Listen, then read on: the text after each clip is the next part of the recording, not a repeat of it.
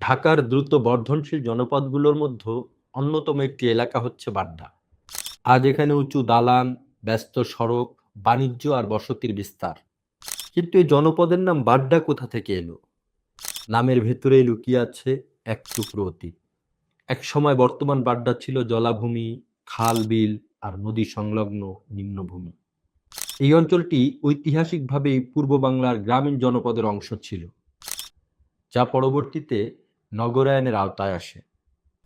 ঐতিহাসিক সূত্র ও স্থানীয় জনশ্রুতি অনুযায়ী বাড্ডা নামটির উৎপত্তি নিয়ে রয়েছে একাধিক মত। প্রথম মত, অনেকে মনে করেন বাড্ডা শব্দটি এসেছে বড় বা বাঁধ শব্দ থেকে। একসময় এখানে ছিল বড় আকারের উঁচু জমি বা প্রাকৃতিক বাঁধ সদৃশ্য ভূখণ্ড, যা আশপাশের জলাভূমির মধ্যে আলাদা করে চিহ্নিত হতো।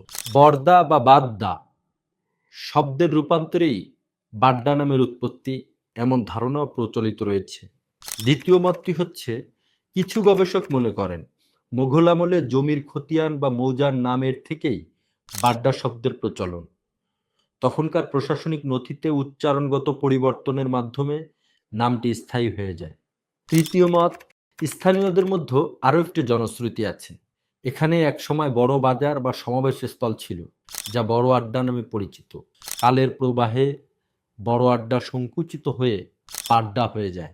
যদিও এসব মতের পক্ষে চূড়ান্ত প্রামাণ্য দলিল খুবই অল্প, তবে ঐতিহাসিক ভাষাগত বিবর্তন ও স্থানীয় স্মৃতিচর্চা এই নামের ভিত্তিতেই গড়ে উঠেছে। পাড্ডা একসময় ছিল কৃষি নির্ভর অঞ্চল।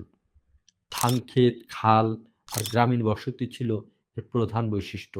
পরবর্তীতে রাজধানী ঢাকা সম্প্রসারণের সঙ্গে সঙ্গে এলাকাটি নগরায়নের অন্তর্ভুক্ত হয়।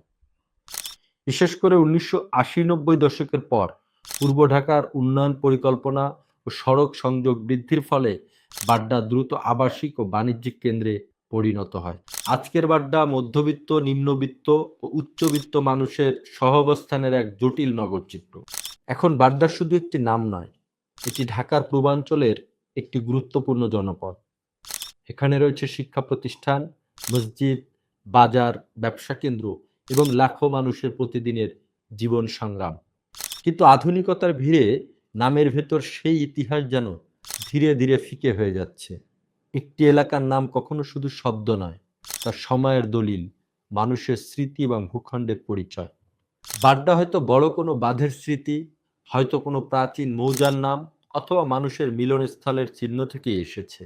নামের ভেতরেই লুকানো ইতিহাস খুঁজে পাওয়া যায়, সেটাই আমাদের অনুসন্ধান।